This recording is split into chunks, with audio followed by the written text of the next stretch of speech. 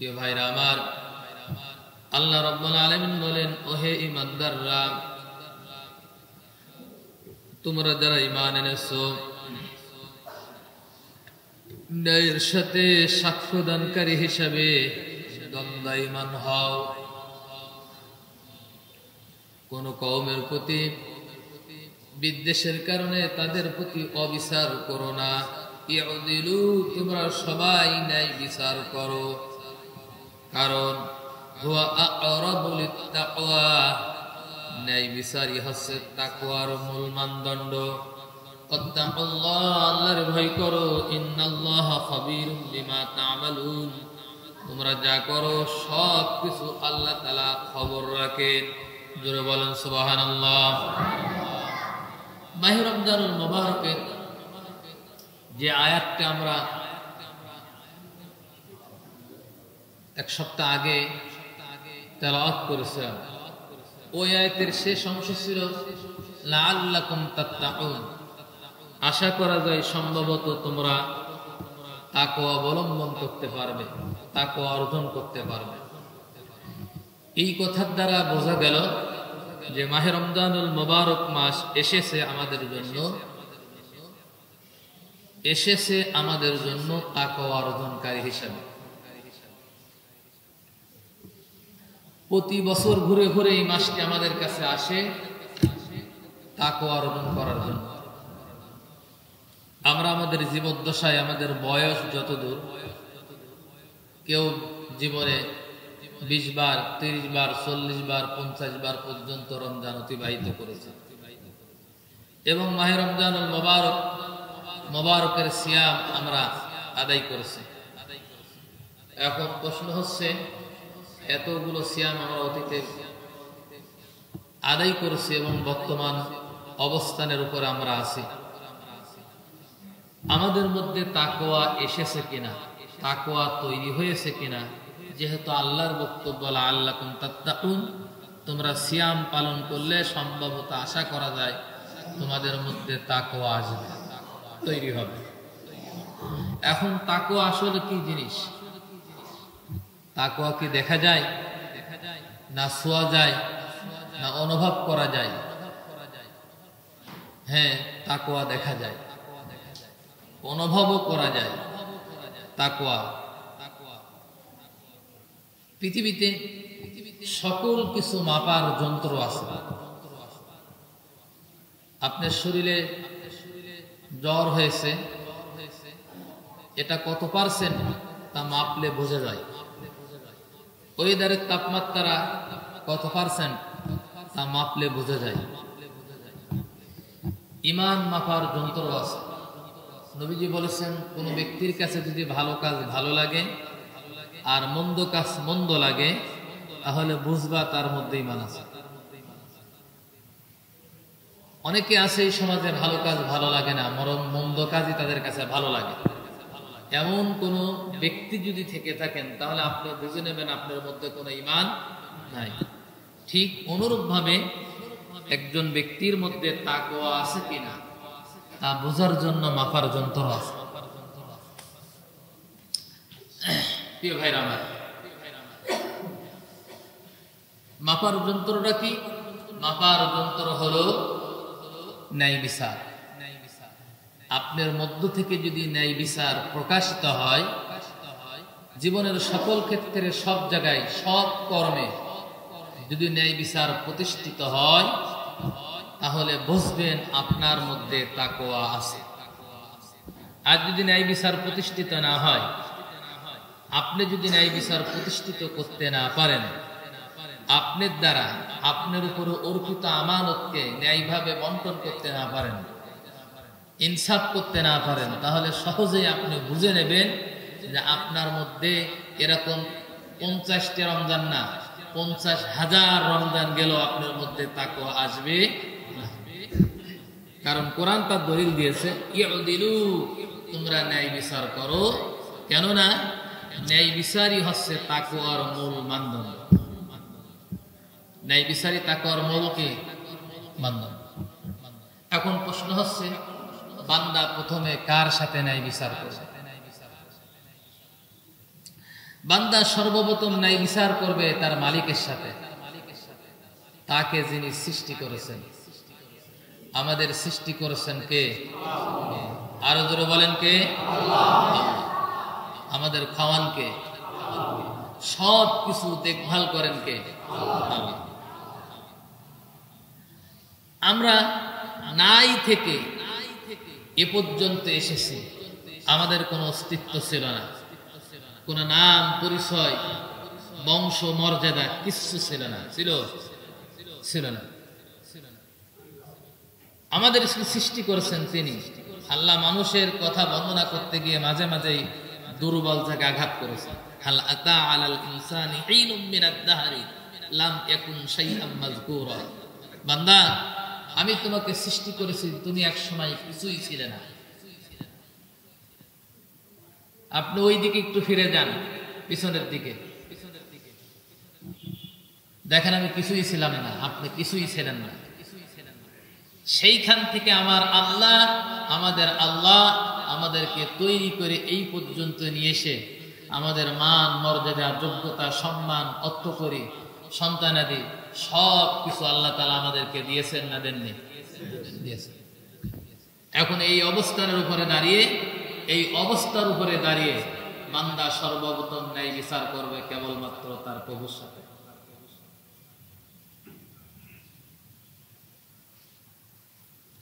প্রিয় ভাইরা আমার, আল্লাহর সাথে যে ন্যায় বিচার করতে হবে, আল্লাহর সাথে ন্যায় বিচার করার মানে কি? আপনি বুঝবেন কিভাবে যে আপনি আল্লাহর সাথে ন্যায় বিচার করতেছেন?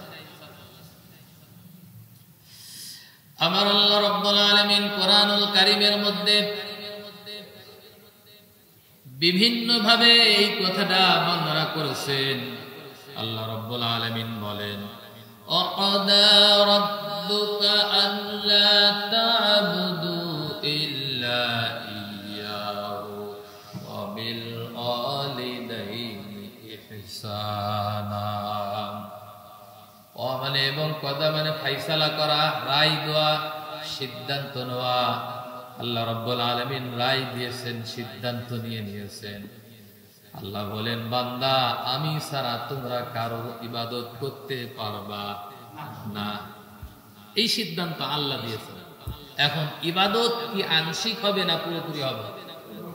আরো ধরে বলেন, জীবনের সব জায়গায় হবে না কোনো এক জায়গা হবে? শুধু মসজিদের মধ্যে হবে না, মসজিদের বাইরেও হবে? শুধু ব্যক্তি জীবন পারিবারিক জীবনে করতে হবে, রাজনৈতিক জীবনে মনে হয় করা লাগবে না, নাকি?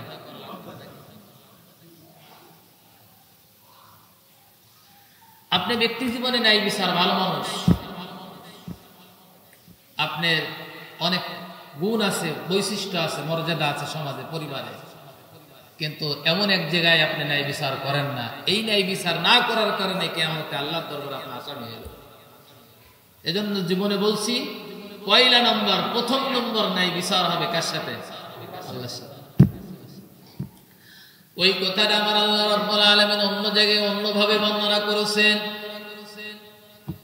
ওমা খালাকতুল জিন্না ওয়াল ইনসা ইল্লা লিয়াবুদুন।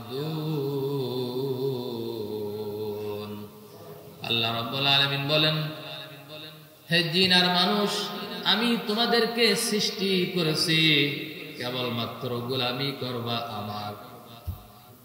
আল্লাহ রাব্বুল আলামিন এই কথাটা আবার ভিন্নভাবে অন্য জায়গায় বর্ণনা করেছেন, ওয়া'বুদ রাব্বাকা হাত্তা ইয়াতিয়াকাল ইয়াকিন।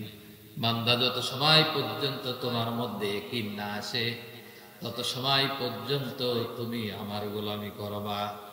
এখানে ইয়াকিন মানে হচ্ছে মৃত্যু। মৃত্যু পর্যন্ত গোলামি হবে। জোরে বলেন কার? আল্লাহ। জীবনের শেষ মুহূর্ত পর্যন্ত গোলামি হবে আল্লাহ। এই কথাটা আবার আল্লাহ তাআলা অন্য অ্যাঙ্গেলে বলেছেন, আলা লাহুল খালকু ওয়াল আমরু। জেনে রাখো, সাবধান, সৃষ্টি যার, আইন চলবে তার। জোরে বলেন সৃষ্টিকার। খালি একই কথা আল্লাহ তাআলা কোরআনে কারীমের মধ্যে ভিন্ন ভিন্ন ভাবে আলোচনা করতেছেন। বর্ণনা করতেছেন, বান্দা যখন জীবনের সকল ক্ষেত্রে, ব্যক্তি জীবন, পারিবারিক জীবন, সামাজিক জীবন, রাজনৈতিক জীবন, সকল পরিমণ্ডলে আল্লাহর আইন, আল্লাহর বিধান, আল্লাহর হুকুম, আল্লাহর আদেশ, আল্লাহর নিষেধগুলো মেনে মেনে জীবন অতিবাহিত করবে, তখনই বান্দা আল্লাহর সঙ্গে ন্যায় বিচার করেছে, এটাই আল্লাহর কাছে পরিগণিত হবে। জোরে বলেন ঠিক কিনা? এখন নিজের কাছে প্রশ্ন করেন যে সব জায়গায় আল্লাহর গোলামি করতে পারছেন কিনা? সব জায়গায় আমি আপনি সবাই আল্লাহর গোলামি করতে পারছি কিনা? পারছি না। এক কথায় উত্তর, ঠিক কিনা? না আর কোন উত্তর আছে? আর কোন উত্তর নেই, এক কথায় উত্তর, আমরা পারছি না। এই না পারার পিছনে কারণ খুব খেয়াল করুন। না পারার পিছনের কারণ হচ্ছে পরিবেশ। না পারার পিছনে কারণ আছে অনেকগুলো। সবার আগে পরিবেশ দরকার, আর এই পরিবেশ বাস্তবায়ন করার দায়িত্ব আল্লাহ রাব্বুল আলামিন মানুষকে দিয়েছেন, কিন্তু মানুষ সেই পরিবেশ বাস্তবায়নে সব সময় বাধা দিয়েছে। জোরে বলেন ঠিক কিনা?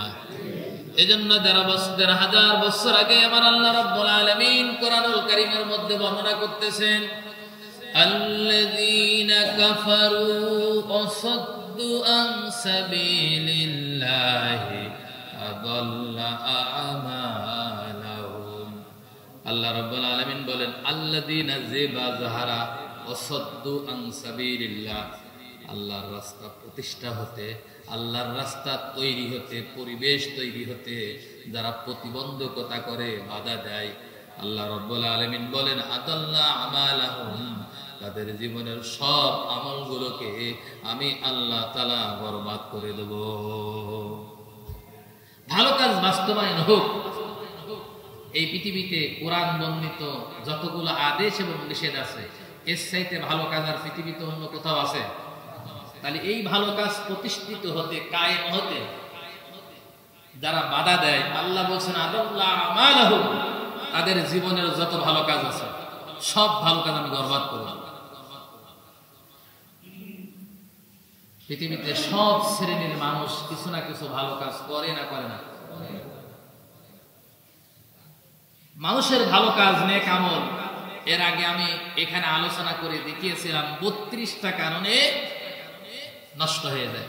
তার মধ্যে একটা কারণ হচ্ছে কোন মানুষ যদি ন্যায় এবং ইনসাফ প্রতিষ্ঠা হতে যদি বাধা প্রদান করে। আল্লাযীনা যিবা যাহারা, কারণ নাম ধরেছে, আমি নাম ধরেছি, আল্লাহ নাম ধরেননি। আল্লাযীনা মানে যিবা যাহারা, সেটা আমও হতে পারে, আপনিও হতে পারে। কাফারু, কুফরি করে, ওয়াসাদ্দু আন সাবিলিল্লাহ, আর আল্লাহর রাস্তা তৈরি হতে প্রতিবন্ধকতা তৈরি করে, তার মানে বাধা দেয়। আদাল্লা আমালাহুম, তাদের জীবনের সব আমল আমি আল্লাহ তাআলা গোপনে বরবাদ করে দেব। টেরও পাবে না, মৃত্যুর পরে আমলনামা দেখে শুধু কাঁদবে আর কাঁদবে, যে আমি আমলনামা যদি না পাতাম আমার জন্য ভালো হতো। তাহলে বুঝলাম, খুব খেয়াল করেন, বান্দা সর্বপ্রথম ন্যায় বিচার করবে আল্লাহ রাব্বুল আলামিনের সঙ্গে। আপনি রাত্রিকালীন বিছানায় শুয়ে বালিশে মাথা দিয়ে চিন্তা করবেন যে আমি নাই ছিলাম, আমার কোনো অস্তিত্ব ছিল না, পরিচয় ছিল না, নাম ছিল না, গন্ধ ছিল না, কিছু ছিল না। সেইখান থেকে আমার রব আমাকে এত দূর পর্যন্ত নিয়ে আসলেন, এত নিয়ামত আমার হাতে তুলে দিয়েছেন, স্ত্রী দিয়েছেন, সন্তান দিয়েছেন, অর্থ দিয়েছেন, সম্মান দিয়েছেন, যোগ্যতা দিয়েছেন, আমার হিউম্যান বডিটা দিয়েছেন, সুন্দর শরীর দিয়েছেন, চেহারা দিয়েছেন। আমি কি আমার রবের সেই ইনসাফ আমি কায়েম করতে পারলাম কিনা? আমি যদি ইনসাফ কায়েম করতে না পারি, রবের সাথে ন্যায় বিচার করতে না পারি, তাহলে আমার মধ্যে তাকওয়া আসে নাই। জোরে বলেন ঠিক কিনা? এটা মাথা খাটাইছেন তখন।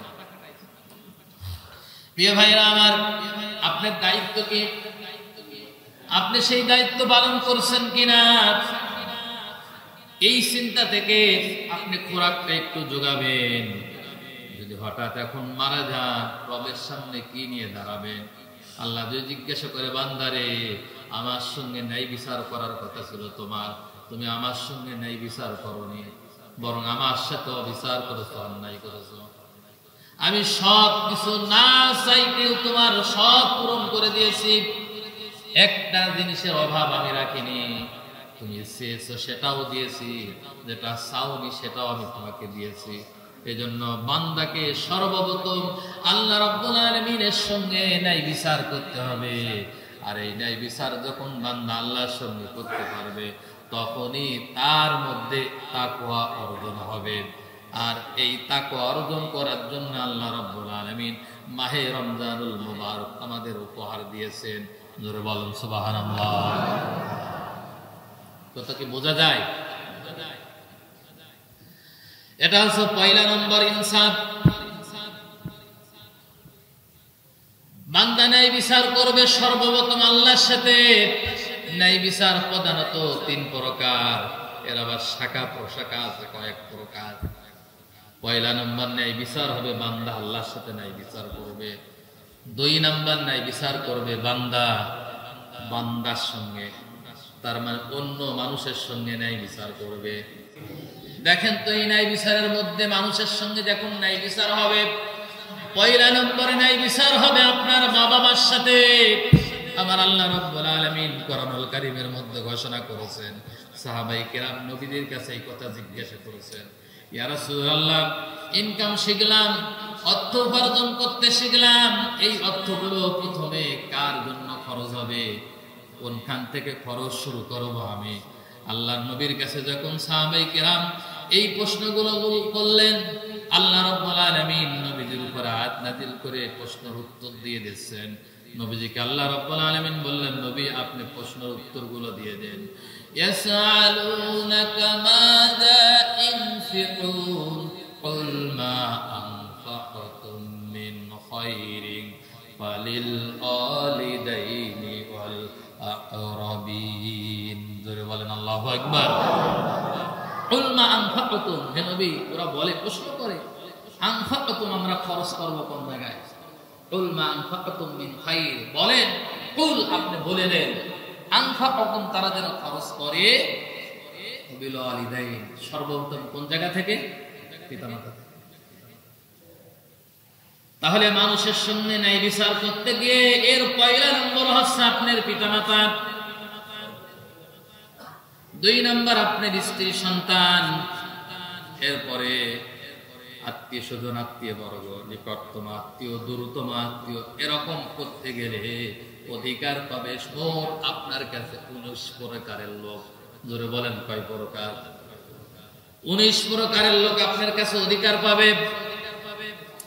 আপনি যখন স্বেচ্ছায় অনিচ্ছায় আপনি যখন এই অধিকারগুলো বাস্তবায়ন করা শিখবেন, তখন আল্লাহ রাব্বুল আলামিনের কাছে আপনি তাকওয়াবান ব্যক্তি হিসাবে আখ্যায়িত হবেন। আপনি জনগণের সাথে ন্যায় বিচার করতেছেন, আপনার মধ্যে তাকওয়া আছে, এটা আল্লাহর কাছে বিবেচিত হবে। এখন নিজের কাছে প্রশ্ন করেন, দেখেন মা বাবার সাথে আপনি ন্যায় বিচার করেন কিনা? বাবা মার সাথে ন্যায় বিচার আপনি করেন কিনা? ন্যায় বিচার করতেছেন কিনা একটু চিন্তা করেন। গভীর মনোযোগ দিয়ে কথাগুলো শোনেন, কাজে লাগবে।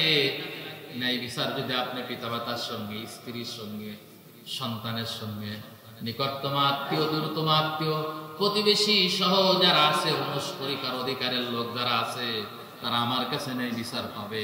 আমি তাদের সঙ্গে ন্যায় বিচার করছে কিনা?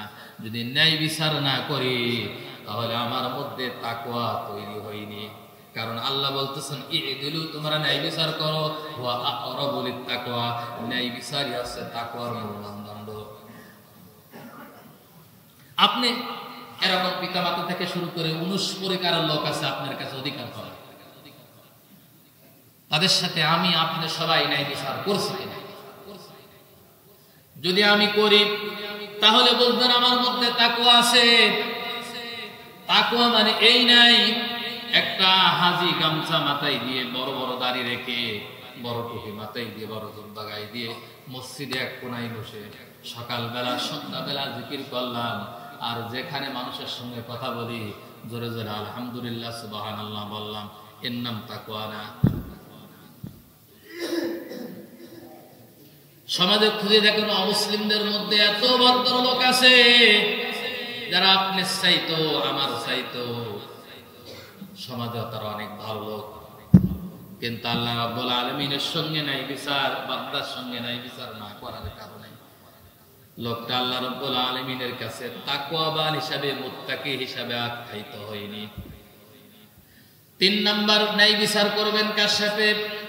যালিকা বিআন্নাহুম কারিহু মা আনজালাল্লাহু ফাআহবাতা আমালাহুম। আল্লাহ রাব্বুল আলামিন বলেন 3 নাম্বার নাই বিচার হবে তুমি করবা তোমার আদর্শ নেতার সঙ্গে, যিনি আমাদের আদর্শ নেতা, তিনি হচ্ছেন মুহাম্মদুর রাসূলুল্লাহ সাল্লাল্লাহু আলাইহি ওয়াসাল্লাম। তার পক্ষ থেকে আমাদের কাছে একটা শরিয়া এসেছে, বিধান এসেছে, না আসেনি? তিনি একজন মডেল আদর্শ, তিনি আমাদেরকে শরিয়া দিয়েছেন, বিধান দিয়েছেন, একটা আদর্শ দিয়েছেন। আল্লাহ বলেছেন এই আদর্শ, এই শরিয়াকে যদি কেউ পছন্দ না করে, অন্য কোন শরিয়াকে পছন্দ করে, বিধানকে পছন্দ করে, আমি আল্লাহ বলতেছি আদাল্লাহ আমালাহুম, তার জীবনের সব আমলকে আমি আল্লাহ তাআলা বরবাদ করব। যালিকা বিআন্নাহুম কারিহু মা আনজালাল্লাহু ফাহাবাতা আমালাহুম, তার আমল শেষ। আপনি অন্য মতবাদ পছন্দ করেন না, আর বলতেছেন আপনি ন্যায় বিচার করতেছেন। আপনি রাসূলের সাথে এখনো ন্যায় বিচার করতে শেখেন নাই।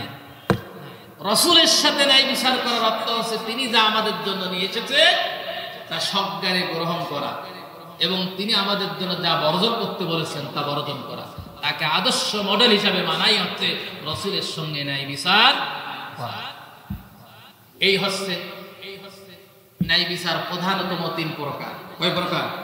3 প্রকার। প্রথম ন্যায় বিচার হবে বান্দা ন্যায় বিচার করবে আল্লাহর সাথে। কার সাথে? 2 নম্বর ন্যায় বিচার করবে বান্দা তার আল্লাহর বান্দাদের সাথে, অন্য মানুষদের সাথে। 3 নম্বর ন্যায় বিচার হবে আদর্শ নেতার সাথে।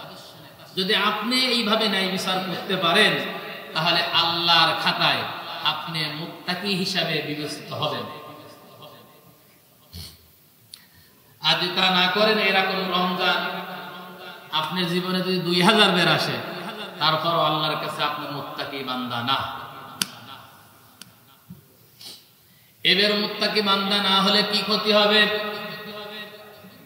মুত্তাকি বান্দা না হলে কি উপকার হবে, কি ক্ষতি হবে, আর হলে কি উপকার হবে, এটা একটু জানা দরকার। প্রিয় ভাইরা আমার, কোন মানুষের মধ্যে যদি তাকওয়া না আসে, মুত্তাকি যদি সেই ব্যক্তি না হয়, আমার আল্লাহ গ্যারান্টি দিয়েছেন তার জীবনের কোন আমল আল্লাহ তাআলা কবুল করবেন না। আমি বলি না, আমার আল্লাহ বলেছেন ইন্নামা ইয়াতাকাব্বালুল্লাহু মিনাল মুত্তাকিন। জোরে বলেন আল্লাহু আকবার। আল্লাহ রাব্বুল আলামিন কোরআনুল কারীমের মধ্যে বর্ণনা করেছেন হযরত আদম আলাইহিস সালাতু ওয়াস সালামের 2 সন্তান প্রথমে তারা দ্বন্দ্ব বাঁধিয়ে দিল, গন্ডগোল বাঁধিয়ে দিল, হাবিল আর কাবিল। কাবিল বলতেছে আমি আকলিমাকে বিয়ে করব, কিন্তু আকলিমা ভাগে রয়েছে হাবিলের। 2 ভাই যখন দ্বন্দ্ব করে ফেললো, আদম আলাইহিস সালাতু ওয়াস সালাম আল্লাহ রাব্বুল আলামিনের কাছ থেকে পরামর্শ নিলেন। আল্লাহ রাব্বুল আলামিন আদম আলাইহিস সালাতু ওয়াস সালামকে জানিয়ে দিলেন তোমার 2 সন্তানকে বলো তারা যেন কুরবানি করে। তারা কুরবানি করলেন। হাবিলের কুরবানি কবুল হলো, কাবিলের কুরবানি কবুল হয় নাই।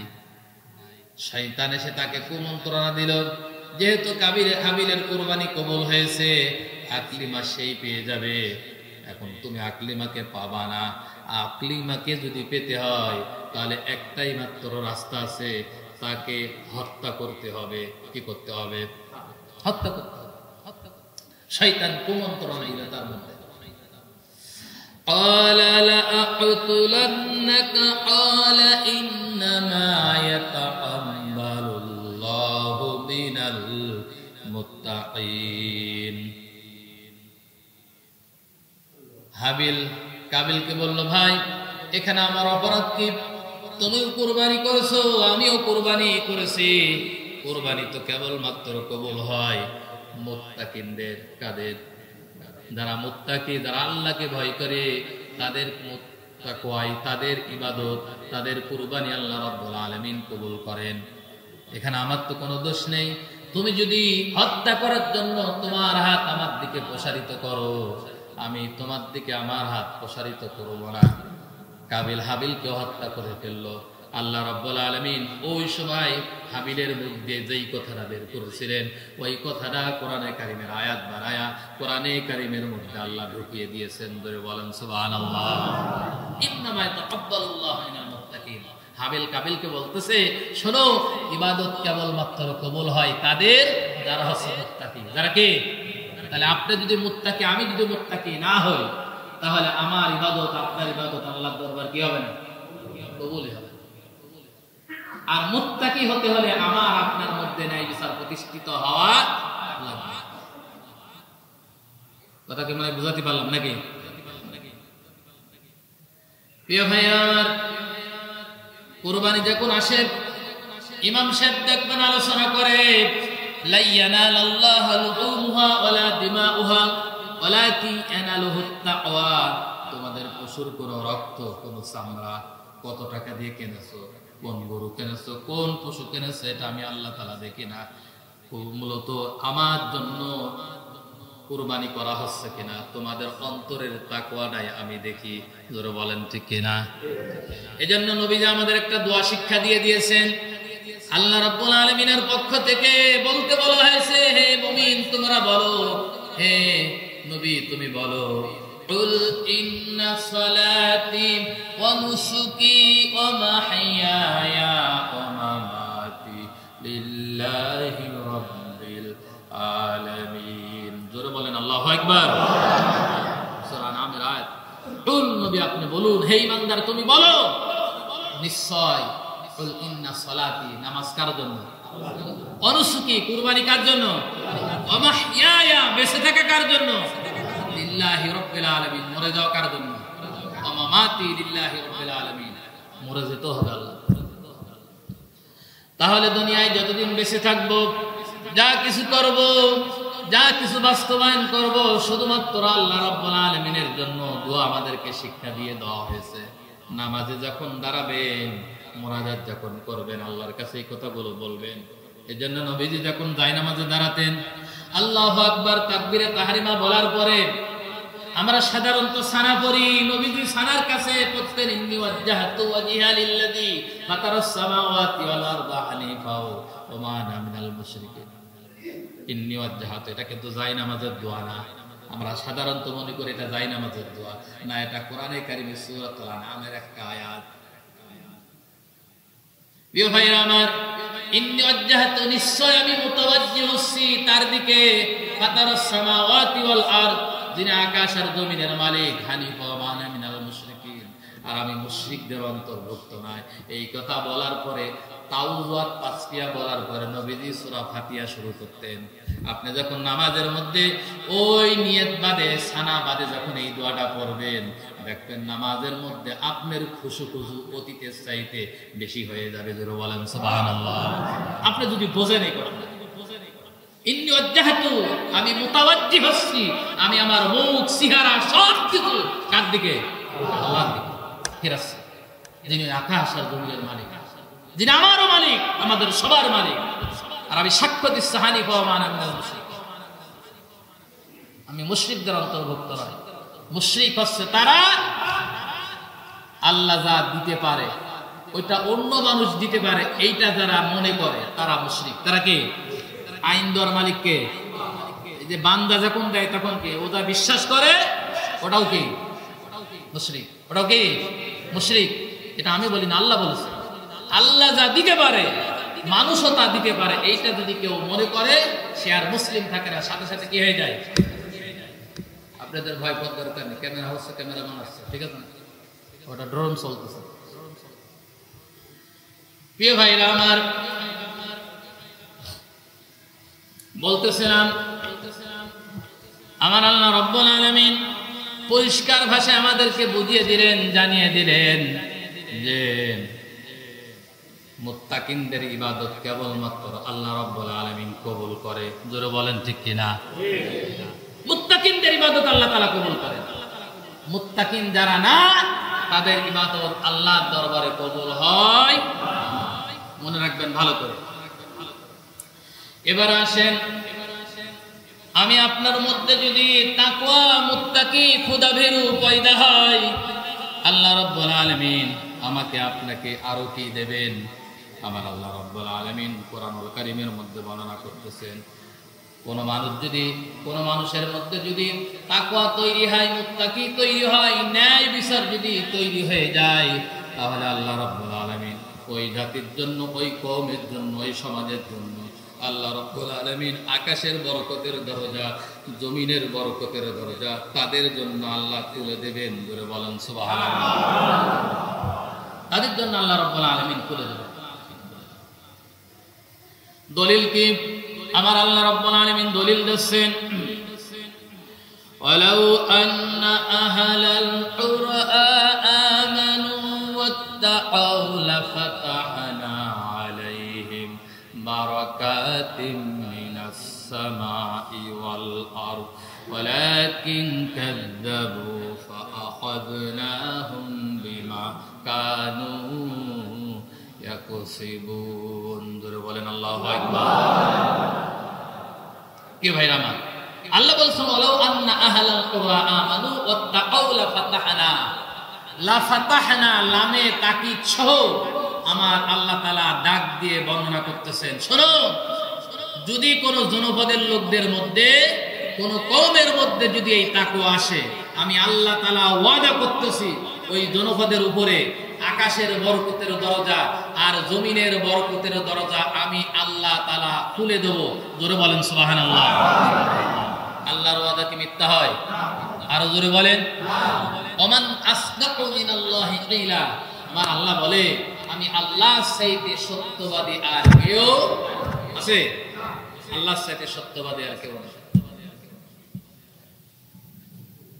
তাহলে তাকওয়া তৈরি হলে, ন্যায় বিচার তৈরি হলে লাভ না ক্ষতি? লাভ।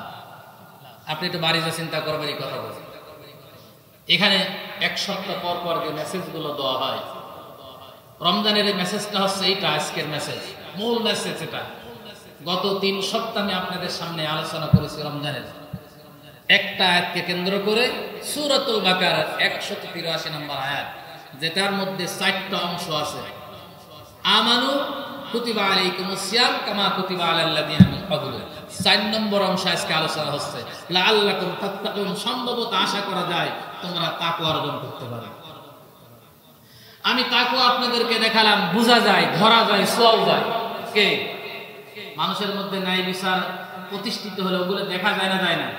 ও যখন পরিবার নিয়ে চলবে, পরিবারের সাথে ন্যায় বিচার করতেছে কিনা এগুলো দেখা যায় না, দেখা যায় না? সমাজের সাথে ন্যায় বিচার করতেছে কিনা, আল্লাহর সাথে ন্যায় বিচার করতেছে কিনা, এই সমাজের কোন মানুষটা আল্লাহর সাথে ন্যায় বিচার করতেছে, ওটা আমি আমার এই কোরআনের চোখ দিয়ে আমি বলে দিতে পারি যে লোকটা কোন দিকে যাচ্ছে। এটা আমাদের উপরে দায়িত্ব।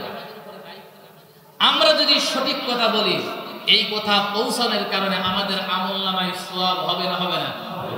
কিন্তু আমি যদি ন্যায় এবং ইনসাফ ভিত্তিক কথা এখান থেকে, এই আমানতের জায়গা থেকে যদি না বলি, আর এই কারণে এই সমাজের লোক যদি কোনো অন্যায় করে, কোনো পাপাচার করে, ওর গুনাহ ইমাম সাহেবের ধারে আসবে না, আসবে না?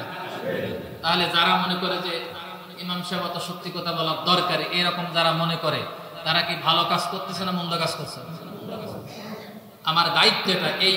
এই চেয়ারের অনেক দাম। এখানে আল্লাহ তাআলা যেন তেন লোককে বসান না, এর অনেক মর্যাদা, সম্মান। এই চেয়ারটা দোয়াই হয়েছে ন্যায় এবং ইনসাফের উপরে দাঁড়িয়ে করাবার জন্য। জাতি যখন বিভ্রান্তিকর অবস্থার মধ্যে যখন থাকবে, ওই জাতিকে সঠিক স্থানে নিয়ে আসার জন্য এইখান থেকে তাকবীর হবে, এইখান থেকে আল্লাহর বরকত প্রকাশ হবে। জোরে বলেন ঠিক কিনা? এটা হচ্ছে দায়িত্ব। আজকে বলা হচ্ছে ইসলামে রাজনীতি নেই, কোরআনে রাজনীতি নেই। এটা মৌলবীদের একটা ভাওতাবাদী কথা। যেই লোকটা এই কথা বলল, যারা বলেছে, ওর কি ঈমান আছে না গেছে? আল্লাহ রাসূল কোরআন দিয়ে 10 বছর রাষ্ট্র পরিচালনা করেছিলেন, এটা কি কোরআন শরীফে আছে? তিনি রাষ্ট্রপ্রধান ছিলেন, তিনি রাজনীতি করতেন, এই কথা কোরআন শরীফে আছে না নাই? আমি একটা আয়াত না, অগণিত আয়াত দেখাতে পারব। জাতিকে বিভ্রান্তি করবেন না। জাতিকে বিভ্রান্তি করে নিজের কপাল পোড়ানো ঠিক নয়। আপনি মানতে পারেন না, চুপ মেরে থাকেন। কি মানতে পারেন না, কি চুপ মেরে থাকেন? এমন কথা বলা যাবে না যেই কথা বললে আপনার দুনিয়াও শেষ, আখিরাতও কি শেষ। এমন কথা বলা যাবে না। প্রিয় ভাইরা আমার,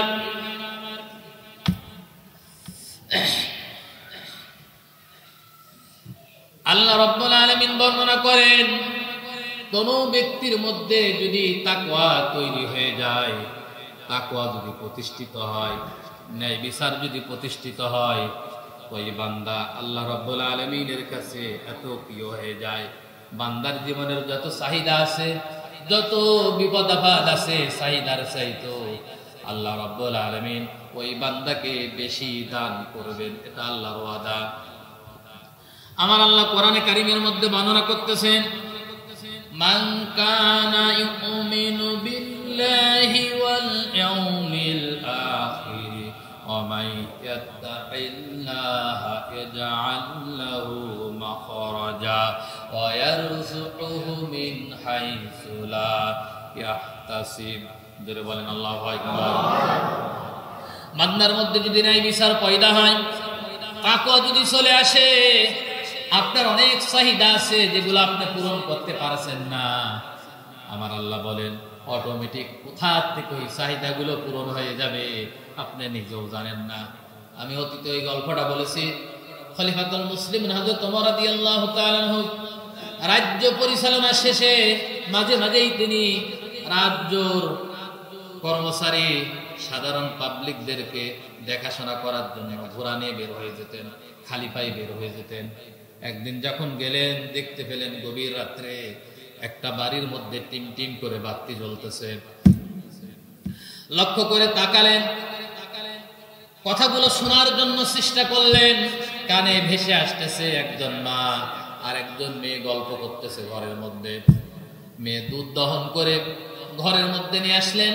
মা বলতেছে, ও মেয়ে, আমার কলিজার টুকরা সন্তান, মা কতটুক দুধ দহন করছো, কতটুক হয়েছে? মেয়ে বলতেছে, মা এতটুক দুধ হয়েছে। মা বলতেছে, এতটুক দুধ আগামীকাল বিক্রি করে সংসার চলবে না, তাড়াতাড়ি এর মধ্যে পানি মিশিয়ে দাও, সকালবেলায় বিক্রি করলে দাম একটু বেশি পাওয়া যাবে, সংসারটা ভালো চলবে। মেয়ে সাধারণ কোনো মেয়ে নয়। মাকে উদ্দেশ্য করে বলতেছে, মা তুমি কি জানো না আল্লাহ রাব্বুল আলামিন কোরআনে কারীমের মধ্যে বলেছেন, ওয়ালা তালবিসুল হাক্কা বিল বাতিলি ওয়া তাকতুমুল হাক্কা ওয়া আনতুম তাআলামুন। মা তুমি কি জানো না আমার আল্লাহ বলেছে কখনো মিথ্যার সঙ্গে সত্যকে মিশ্রণ করবে না, আর জেনে শুনে সত্যকে গোপন করবে না। তুমি কি জানো এখানে মিথ্যা হচ্ছে আনি, আর দুধ হচ্ছে কি সত্য। মেয়ে তার মাকে বলতেছে, মা তুমি আমাকে সত্যর মধ্যে মিথ্যা মিশাতে বলো, পানি মিশাতে বলো, এটা তো আল্লাহ কোরআনে নিষেধ করে দিয়েছেন। মা বলতেছে, অত নসিহত করিস না, পেটের জ্বালা বড় জ্বালা, ঠিক কিনা? পেটের জ্বালা কি বড় জ্বালা, অত নসিহত শোনার টাইম নেই, আমি যা বললাম তাই কর। মেয়েটা আমার উত্তর দিয়েছে, বলো কি? আমরা শেষ নবীর উম্মত, তুমি কি কোরআনে পড়ো নাই, কুনতুম খায়রা উম্মাতিন উখরিজাত লিন-নাস তা'মুরুনা বিল মা'রুফ ওয়া তানহাউনা আনিল মুনকার। তোমরাই শ্রেষ্ঠতম জাতি, তোমাদের বের করা হয়েছে মানবতার কল্যাণের জন্য। তোমরা ভালো কাজের আদেশ করবা, মন্দ কাজের নিষেধ করবা, অথচ তুমি মা হয়ে আমাকে মন্দ কাজে নিষেধ করেছো, এটা তো অন্যায়। মা তুমি কি জানো এটা ওমরের জামানা, ওমর এখন এই দেশের প্রধানমন্ত্রী, রাষ্ট্রপতি। ওমর যদি টের পায় তাহলে কিন্তু তোমার কল্লা থাকবে না। মেয়ে যখন মাকে এই কথা বলতেছে, মা বলতেছে, কই ওমর কি দেখছে নাকি? মেয়ে আবার বলতেছে, ইন্নাল্লাহা সামিউন বাসীর। ওমর না দেখলে কি হবে? ওমরের মালিক যিনি, আমার মালিক যিনি, তোমার মালিক যিনি, তিনি তো দেখতেছেন, ঠিক কিনা? তিনি সব দেখেন, সব শোনেন। ইন্নাল্লাহা সামিউন বাসীর, তিনি সব দেখেন, সব শোনেন। হযরত ওমর এই কথাগুলো সব শুনেছে। দরজায় করস মারলেন, বাড়ি চলে গেলেন। সকালবেলায় প্রহরী পাঠালেন মার মেয়েকে তার দরবারে নিয়ে যাওয়ার জন্য। ওমরের ছেলে হযরত আব্দুল্লাহ রাদিয়াল্লাহু তাআলা আনহু গোয়ালিনীর মেয়ে হযরত ওমর ওই মেয়ের মাকে ডেকে বলতেছে, আমি চাই আমার সন্তান আব্দুল্লাহর সঙ্গে আপনার মেয়েটা বিয়ে হোক, আপনি কি রাজি আছেন নাকি? মেয়ের মা বলতেছে, রাজি মানে আমি এক পাই খাড়া। বলে এক পাই খাড়া মানে? বুঝলাম তো এক পাই খাড়া, কিন্তু রাত্রিবেলায় যখন দুধে পানি মিশাতে বলতেছিলে তার অবস্থাটা কি হবে এখন? মা তখন চুপসে গিয়েছে, হতভম্ব হয়ে গিয়েছে। ওমর এই কথা শুনলো কিভাবে, বুঝলো কিভাবে? এটা কোনো সাধারণ কোনো মহিলা নয়, যে মহিলা আল্লাহর ভয় করে, আল্লাহ রাব্বুল আলামিন তার মধ্য থেকেও ভবিষ্যতে কিছু দান করেন। এই এমন একজন মহিলা আব্দুল্লাহর সঙ্গে বিয়ে হয়েছিল। পরবর্তীতে এই মহিলার গর্ভে ইসলামের পঞ্চম খলিফা হযরত আব্দুল ইবনে আজিজ রাদিয়াল্লাহু তাআলা আনহুকে আল্লাহ রাব্বুল আলামিন এই জামানার জন্য কবুল করেছিলেন। ধরে বলেন সুবহানাল্লাহ। সাধারণ কোন মেয়ে নয়, কোরআনের হাফেজ একজন আলেম, মাকে বুঝাচ্ছে। এজন্য বলছি, চাহিদার চাইতো আল্লাহ তাআলা আপনাকে আমাকে বেশি দান করবেন যদি কোনো মানুষের মধ্যে কি থাকে, তাকওয়া থাকে, কোনো মানুষের মধ্যে ন্যায় বিচার থাকে। প্রিয় ভাইরা আমার, পেরেশান হবেন না, হতাশ হবেন না, ন্যায় বিচার ভিতরে রাখেন। দেখেন কখন কোন জিনিস আপনার দরকার। হাতে টাকা নেই, পয়সা নেই, পেরেশান, অমুক সমস্যা তমুক সমস্যা, সব সমস্যার সমাধান করে দেবেন কে? আরো জোরে বলেন কে? আল্লাহ। সব সমস্যার সমাধান করে দেবেন কে? ভাইরা আমার, এটা বোঝার চেষ্টা করেন। এরকম একটা পয়েন্ট না, আমি 9টা পয়েন্টের উপরে কথা বলতে পারবো, কিন্তু সময় বেশি হয়ে গেছে। কে ভাইরা আমার, আমি আর সামনের দিকে এগিয়ে আসেন। মসজিদের বাইরে লোক দাঁড়িয়ে আছে, জায়গা ধরছে না। যারা ভিতরে জায়গা আছে তারা ভিতরে কি করেন, এদিকে খেয়াল করেন। গ্যাঞ্জাম করা কামনি খেয়াল করেন, কে ভাইরা আমার, আমি আরেকটি পয়েন্ট বলে 2-1 মিনিট বেশি হলে সমস্যা আছে? 2-1 মিনিট বেশি হলে সমস্যা নেই। মসজিদে এসে তাড়াহুড়া করতে নেই। যে গুরুত্বপূর্ণ কথা বলতেছে, এই কথা যদি আমি কোনো মঞ্চে বলতাম কোন জায়গায়, যে এগুলো মঞ্চের বক্তৃতা 2 ঘন্টা 3 ঘন্টার উপর একটা নোট তৈরি হয়। সেই নোটগুলো আলোচনা করতে 2-3 ঘন্টা লেগে যায়। এখানে মাত্র মনে করেন যে আধা ঘন্টা 40 মিনিট টাইম সর্বোচ্চ, তার বেশি নয়। এই কথাগুলো বলতে সময় হয় না। এজন্য শুনতে হলে প্রত্যেকের উচিত হচ্ছে তাড়াতাড়ি আসা। প্রিয় ভাইরা আমার, তাহলে বলতেছিলাম যে চাহিদার চাইতো আল্লাহ তাআলা কি করবেন, বেশি দান করবেন, এটা আল্লাহর ওয়াদা। 4 নাম্বার, আল্লাহ তাআলা কি করবেন, কোন ব্যক্তির মধ্যে যদি তাকওয়া থাকে, ন্যায় বিচার থাকে, তাহলে আল্লাহ রাব্বুল আলামিন সর্বপ্রকার বিপদ আপদ বালা মুসিবত থেকে আল্লাহ তাআলা তাদেরকে কি করবেন, রক্ষা করবেন। এটা আল্লাহর ওয়াদা। ইউসুফ আলাইহিস সালাতু ওয়াস সালামের কাহিনী একটু মনে করেন। এই পৃথিবীতে 7 জন মহিলাকে আল্লাহ তাআলা সবচেয়ে সৌন্দর্য দান করেছিলেন। কয়জন? 4 জন।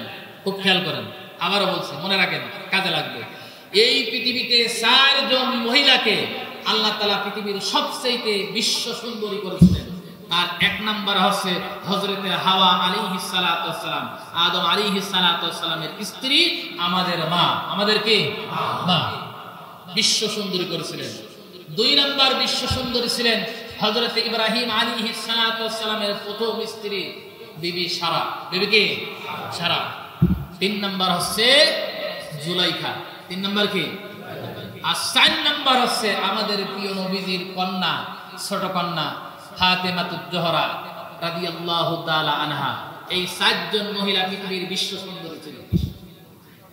এই 3 নাম্বার সুন্দরী জুলাইখা 7টা কক্ষ বিশিষ্ট তালা মেরে যখন ইউসুফ আলাইহিস সালাতু ওয়াস সালাম, পুরুষদের মধ্যে পৃথিবীতে যত মানুষ সৌন্দর্য পেয়েছেন, সবচেয়ে বিশ্ব সৌন্দর্য ছিলেন যাদের পুরুষদের মধ্যে, তার মধ্যে একজন হচ্ছে ইউসুফ আলাইহিস সালাতু ওয়াস সালাম। তাফসীরের মধ্যে পড়েছে ইউসুফ আলাইহিস সালাতু ওয়াস সালাম যদি খাবারের লোকমা গালে দিতেন, তাহলে এই লোকমা ভিতরে যখন ঢুকতো উপরের থেকে দেখা যেত যে লোকমা ঢুকছে। এত সুন্দর ছিল। সেই ইউসুফের জন্য মিশরের নারীরা অজান্তে নিজেদের আঙ্গুলগুলো কি করেছিল, কর্তন করে ফেলেছে। আয়েশা সিদ্দিকা রাদিয়াল্লাহু তাআলা আনহা এই কাহিনী শোনার পরে তারা বলেছিল যে মিশরের সুন্দরীরা নারীরা ইউসুফকে দেখে তাদের হাতের আঙ্গুলগুলো কর্তন করে ফেলেছেন। তারা যদি আমার প্রিয় স্বামীকে, আমাদের রাসূলকে, বিশ্বনবীকে তারা যদি দেখতো, তারা আঙ্গুল কর্তন করতে করতে কলিজা কর্তন করে ফেলতো, তাও তারা টের পেত না। ধরে বলেন সুবহানাল্লাহ। আমার রাসূলের চেহারা ছিল কি সবচাইতে সুন্দর। এই ইউসুফ আলাইহিস সালামকে 7টা কক্ষ বিশিষ্ট একটা দরজার মধ্যে নিয়ে গিয়ে বিশ্ব সুন্দরী জুলাইখা উলঙ্গ হয়ে গেল। বলেন তো, আমি আপনি যদি এরকম কোন মহিলার সামনে দাঁড়াই, ইমান থাকবেন? বলেন, ইমান তা আগে পলাবেন নাকি? তাকে ডাকতেছে, আমি তোমাকে চাই, আমি তোমাকে চাই। তাফসীরের মধ্যে বলেছে ইউসুফ আলাইহিস সালাতু ওয়াস সালাম প্রায় তার উপরে মনোনিবেশন করেই ফেলেছিলেন, আকর্ষিত হয়েই গিয়েছিলেন, যদি আল্লাহ তাকে হেফাজত না করতেন। আল্লাহ তাকে কি হেফাজত না, দেখুন তাফসীরে জালালাইনের মধ্যে আছে, দেখেন এই তথ্যটা। আল্লাহ তাকে তাফসীরে হিজা করতেন, তিনি ধরাশায়ী হয়ে যেতেন। তিনি কি করলেন? আল্লাহ রাব্বুল আলামিন জিবরাইল আলাইহিস সালাতু ওয়াস সালামের মাধ্যমে একটা চিরকুট লিখে তার সামনে ধরলেন। জিবরাইল আলাইহিস সালাতু ওয়াস সালাম একটা এরকম চিরকুট নিয়ে এরকম ধরলেন তার সামনে। সেখানে লেখা ছিল, ইউসুফ, আমি তোমার আল্লাহ বলছি, তুমি জিনা করতে পারো। বুঝতেছেন তো? আমি তোমার আল্লাহ বলছি, তুমি জিনা করতে পারো না। এটা এক। 2টা নিদর্শন আল্লাহ তাআলা তাকে দেখিয়েছিলেন ওই সময়। সেটা কি? আরেকটি নিদর্শন, ইউসুফ আলাইহিস সালাতু ওয়াস সালামের আপন পিতা ইয়াকুব আলাইহিস সালাতু ওয়াস সালামকে তার সামনে ছবি আকারে ধরেছিলেন। সন্তান যতই খারাপ হোক, বাপের সামনে তো আকাম করে। কি করে? সন্তান যতই খারাপ হোক, বাপের সঙ্গে আকাম করে। ইউসুফ আলাইহিস সালাতু ওয়াস সালামের বাবা ইয়াকুব আলাইহিস সালাতু ওয়াস সালাম তার সামনে এসে বলছে, সন্তান ইউসুফ, খবরদার, তুমি জিনা করবা কি? এরকম একটা পরিস্থিতির উপরে দাঁড়িয়ে ইউসুফ আলাইহিস সালাতু ওয়াস সালাম দোষ দিলেন যে না, আমি আল্লাহকে ভয় করব। কাকে? আল্লাহকে। ওই বিপদ থেকে কেউ বাঁচার কথা নয়। পৃথিবীর বিশ্ব সুন্দরী তিনি, কেউ বাঁচার কথা নয়। তিনি দৌড় দিলেন। দৌড় দিয়ে তিনি প্রথম দরজার কাছে দাঁড়িয়ে থাকলেন। দরজা তো তাহলে আমার সাবির আছে কার কাছে? জুলাইখার কাছে। নবী কার কাছে? জুলাইখার কাছে। তিনি প্রথম দরজার সামনে দাঁড়িয়ে আছেন। লক্ষ্য করে তাকিয়ে দেখলেন জুলাইখা পিছন দিক থেকে দৌড় দিচ্ছে তাকে ধরার জন্য। তাকে কি? তিনি আকাশের দিকে তাকালেন। সাথে সাথে অটোমেটিক আমার আল্লাহ তাআলা দরজার 7টা তালা অটোমেটিক খুলে দিয়েছেন। জোরে বলেন আল্লাহু আকবার। আল্লাহ বলেন, বান্দা যখন এরকম বিপদে পড়বে, চারিত্রিক বিপদ থেকে এবং অন্যান্য যত বিপদ আছে সকল প্রকার বিপদ থেকে বাঁচাবেন কে? আল্লাহ ওয়াদা করেছেন। প্রিয় ভাইরা আমার, যদি কারোর মধ্যে ইনসাফ থাকে, ন্যায় বিচার থাকে, তাকওয়া থাকে, তাহলে আমার আল্লাহ এরকম কি করবেন? বাঁচাবেন। কয়টা হলো? 4টা। সামনে আর বলা যাবে না, যতই জুমার দিন হোক, তাও সময় বেশি হয়ে গেছে। আল্লাহ তাআলা আমাদের সবাইকে কবুল করুন, বলেন আমিন।